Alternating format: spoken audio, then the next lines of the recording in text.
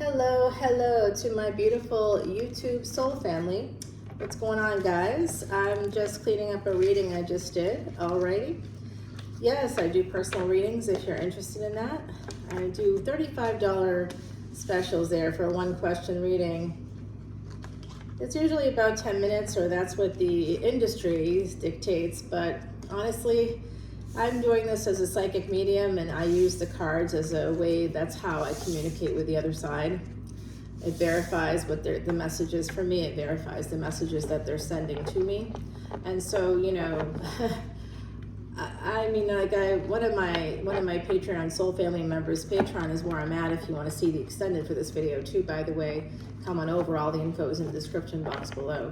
So I was telling one of my soul family members just yesterday that she's like, why are you so tired when you're doing these readings? I'm like, because sometimes they wake me up. And we're not just talking, I know a lot of readers talk about spirits doing this. I mean, definitely there's that energy, right? But it's not just one, it's spirits. It's many. I live in New Orleans. I'm from New Orleans, and I'm from a long line of psychics and witches and voodoo priestesses, things like that. So, you know, it is what it is, and they're with me. They're with me all the time, and there's been a lot of knocks lately. Sometimes they knock. I used to, when I was new to this, I said, you know, knock 3 times for this, you know, like I actually did that, and it really does work. Sometimes the knocks will come through. If they come through, we'll hear it, and you'll know, and you'll have to say, oh my gosh, I heard that. All right, so the Wheel of Fortune's here. This, my beautiful YouTube soul family, this is a reading. I'm not quite sure yet what it is. It's like twin flame, divine human, divine feminine, divine masculine, new love. It's like a number of the categories that I have, will they or won't they. It's all here right now. It's coming through. It's like all these elements are coming together right now energetically. And Venus right now in Vedic or sidereal Aries, and it's in the second quarter of what's called the lunar mansion Ashwini. That's a very healing energy. It's new. It's healing something new. So something that may need healing that was new, and creating something new from that healing. Okay, so it's a healing energy. There's definitely that space of sexual healing coming in for me, and of course the first card 255, as I said, that was just changing a relationship. So what I have here is that 3 of Cups. It's a Cancerian card. That is the 4th house. I don't know where you have the moon. I don't know where you have Cancer, because I don't know your ascendant. This isn't a personal reading. It's a general collective reading, so you have to know those things for yourself, and if you don't know them, you are welcome to come on over to Patreon, and I will do your Vedic astrology chart. It's the most accurate form of astrology readings for your birth chart. It will give you absolute control over your life. Absolute control over your life. You may not be in control of your person, but you will have control over your life. You'll know that if you look at the chart. You'll be like, oh yeah, I can see. I don't know what the heck I'm doing over there. I need a guru, right? I need something there. So this is about messages coming in, and something to do with the moon, mind and emotions, Gemini energy. Did you see how it floated out of my hand there? We got some Gemini energy here. This is Mercury, messages. There's something to do with emotions coming through here. Someone's manifesting something. What are they manifesting? Pre-Empress energy. It could also be abundance. It's also just like being happy, feeling good. All right, so someone here is still feeling a little sense of betrayal there. Still underlying someone's mind and emotions. Still a sense of pain here, okay? Alrighty, but just remember, this is just the first layer. The way that I particularly speak with the other side is a lot of this kind of energy, you know, so like they give me the whole story. It's not just a portion of it, it's the whole story. So we're working on the whole story here. and I'm seeing the foundation. Yeah, somebody is still afraid another person's going to walk away, or someone did walk away and now they're avoiding, so so I'm going to tell you, because I work in like the mental health field, or sort of the psychology field, I should say. I work in the psychology field. With psychology, especially with avoidant personalities, and that can happen. There's avoidant personality disorder, but that's a pretty extreme thing. Sometimes people are dismissive avoidant, and that's connected to narcissism. That's a little bit punitive. Someone can be a little spiteful sometimes when they're avoiding. So if you know you're avoidant, you just have to watch out for that. Because oftentimes we're avoiding because we feel like we're about to be rejected, or we are about to be shamed, or we're about to have some kind of a failure. So that's part of it. There's something that has to be healed there. But this is my avoidant card, and the Five of Swords is also an avoidance card. So this is somebody who leaves to avoid something, and someone just doesn't want to look back and see it. It's like right there.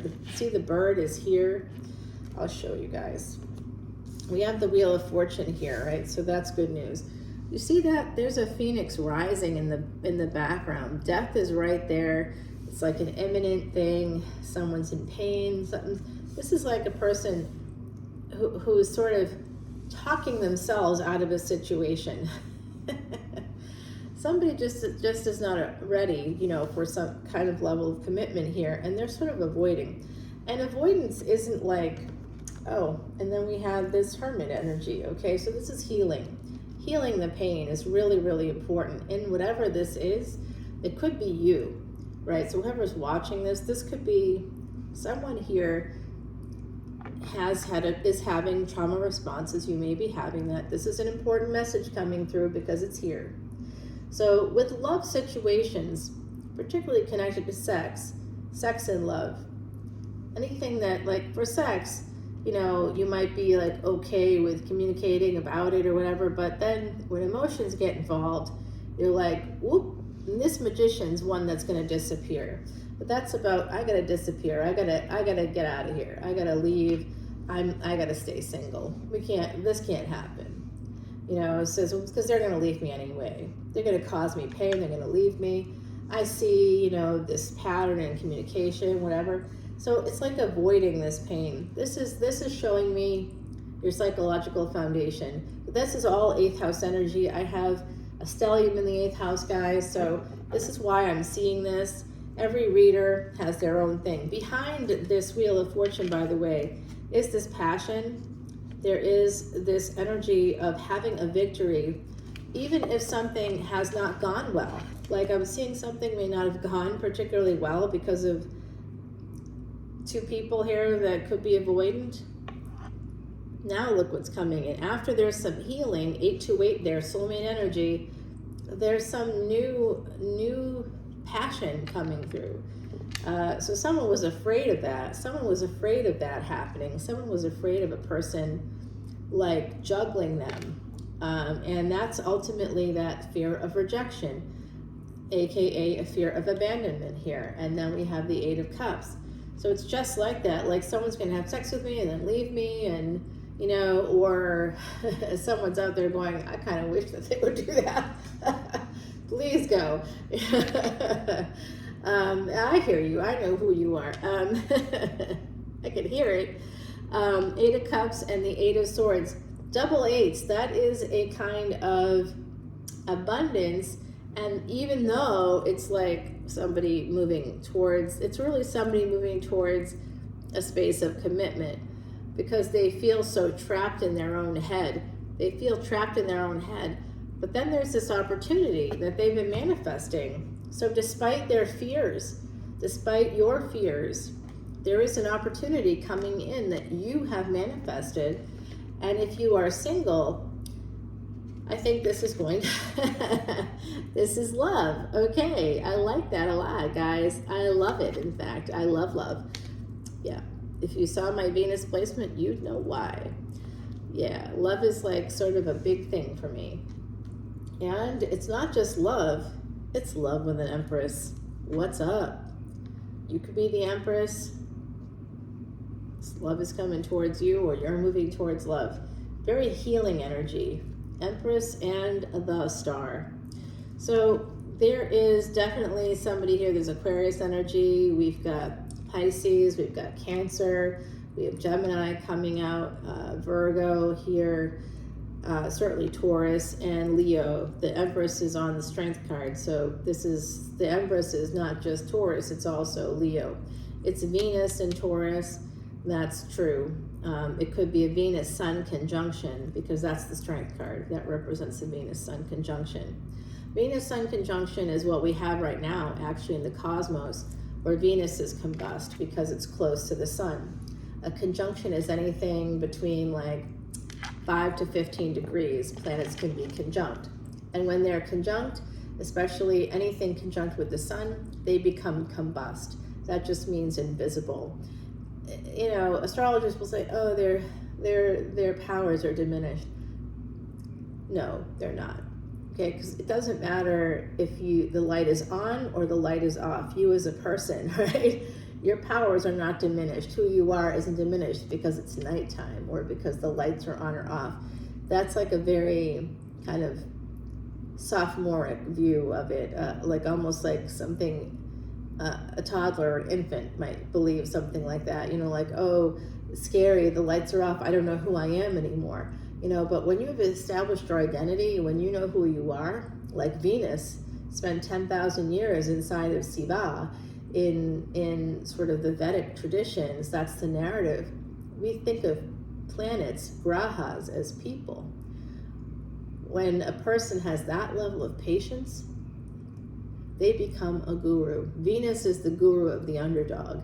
So I'm seeing here that someone, you know, may feel like they're an outsider, may feel like they're an underdog. This hermit may feel isolated, may feel alone, may feel like, you know, maybe a little innocent in some ways, a little childlike here, wishing on a star. I saw multiple 8s here. We have 8 stars here, and they're all 8-pointed stars. So there's a lot of 8 energy here. There's a lot of energy of abundance coming in for you. I do see that someone's psychology was affected by a trauma. It's possible that someone cheated, a parent cheated on another parent. Like, look, our parents are just people. They have their own set of issues that they come into the world with, and we as children look up to them. They're our caretakers, they're our world, and that's why we can be traumatized by them, because we're so dependent on them. That's the dependency. But once you're no longer dependent on them, hopefully you can get some space, and as long as there is no abuse, you may be able to get some perspective, rub a little perspective on it. Same thing with other people, like partners, friends, bosses, whatever it is. Everybody's human, and when we're triggered by a trauma, other people's humanity is not something we can see. All we can see is a cruel enemy, somebody who's out to get us. All we can see is a person who caused us pain, that wanted to cause us pain, that whatever their reasons were, they were not thinking of us, and they will let us down. That is a trigger. When you're feeling that way, and then you try to avoid that person, avoid that pain, because you're seeing an enemy. You're not seeing somebody, you don't trust them at all. You know, you're not seeing it at all. So I'm thinking that someone here really wants the Empress, really looking at that, holding on to that idea. Could be a little codependency going on here. But what they really want is to have this kind of connection. And another 8 coming out, shocker, not really. We've got a lot of 8s coming out in this reading. I really do see here that there is a new beginning coming in with this 2 of coins and the 10 of cups. There's a new relationship coming in, a new beginning here. Somebody is holding on to the idea of something working out with an Empress. They just want to take it slow.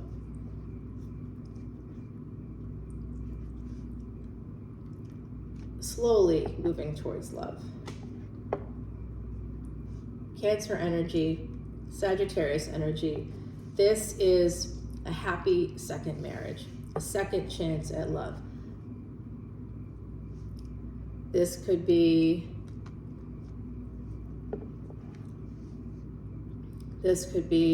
Mars or Aries or Scorpio in the 9th house here. I see that 9th house energy connected to Mars somehow. So Mars and Jupiter are very similar energies in the sense that Mars is masculine partner energy, whereas Jupiter is not masculine partner energy, it's masculine spouse energy. It's the level up. Jupiter is the guru. Jupiter is disciplined. Jupiter knows its own emotions. Jupiter is expansion and growth and luck. Jupiter protects us. So that's a husband energy, right? That's a protector. And people out there that are going, well, I can protect myself. I can protect myself also. I'm female. I identify as female. But, you know, I was born female. I identify as female. But I don't need a husband to protect me.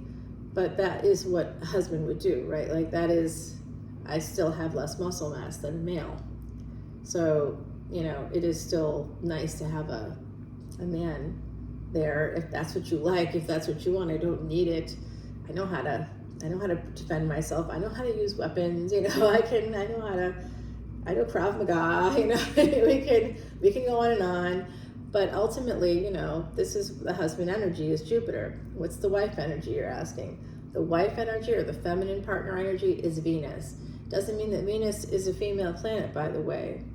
But that is the energy of that, hey, you know, this is where the passion is, the beauty, the art. That's where like somebody that, you know, the makeup, you'll see that person that's got Venus energy will have nice hair, usually curly or wavy hair. Those are the gifts of Venus. They will know how to use makeup. They'll be very like, you know, they may like luxury goods, you know, they may have like a designer handbag or some kind of designer jewelry or designer clothing. They may, that's like, they don't have to be wearing high heels all day long, but they'll have some of those elements to them. That's going to be like the female partner, and that spouse is looking for Jupiter, right? Because Jupiter is that guru energy. That's the daddy energy. That's the big daddy energy. Hey, big daddy, what's going on? You know, it's that kind of an energy. It's not that guru is paying all the bills, because Venus is where the contracts are. Venus is real estate. So Venus can take care of itself. Venus doesn't need the Jupiter energy, but Jupiter can help expand and grow and can protect Venus. And Venus, that's why Venus is exalted in Pisces, ruled by, you guessed it, Jupiter. So Venus and Jupiter are meant to be together, right? Where is Jupiter exalted? Jupiter is exalted in Cancer. So if you are a masculine and you have Jupiter in Pisces, that's positive for anybody that has Venus in Cancer. You want to see a perfect partner for you would be a person that has Venus in Cancer, because then when you put your two spouses together, they're exalted in your house and you're exalted in theirs. You'll have an equal partnership. You'll both love each other. You'll worship each other. You'll be exalted. You'll both be very happy and satisfied in that relationship. You're welcome. That's like that's a big piece of advice there for the lovers out there. If you want me to do your Vedic astrology chart or the Vedic astrology chart for you and a lover or you and a partner, please come on over to Patreon if you wish. You can also contact me. My email is below. I'll give you a price based on, the time, what you want or whatever. I'll make it reasonable. So yeah, this is definitely interesting. There's a passionate thing coming in here. This Emperor loves how strong this Empress is. This Emperor is into it. They really like this person, okay? I'm going to take this to the extended, but first I see the world turning in someone's favor. I see passion coming forward here. There's a change. There's going to be a second chance. I really like this energy for you. I'm going to show you this card. Okay. We have the Garden of the Night. Well, I like that. That's perfect for this reading because there's moon energy. We just had a full moon. It's number 20, which is a 2 and a 0. So 2 is the number of partnership. 0 is 2020 right now, as I said it on the ticker. Wow. Okay, we're right in sync here. Everything's in flow. So that is the energy of the divine coming in to help with a partnership. Alrighty, I'm going to put that right here. Garden of the Night, beautiful energy. This is Yoshio Shitani's Tarot of the Divine, by the way, in case you're wondering. I love it because it uses different mythologies from around the world. Whoa! If you saw that, that was somebody trying to help me out there from the other side. Yeah, they had a little thing they were trying to do there. Yep. Okay, so we're seeing this energy of Judgment, Sagittarius, and Scorpio energy. So Scorpio and Sagittarius is something called a Gandanta, the threshold between those two houses. That's a Gandanta. A Gandanta in Sanskrit means a karmic knot. So there's a karmic knot here connected, I think, to sex or to Kundalini. Someone needs to release their Kundalini from their spine. They have to, it's coiled up at the spine. Someone needs to release the Kundalini from the spine. I think that it's like a cache in a way. You want to clear the cache. I think that, like when we're talking about web browsing and stuff, you want to clear the cache.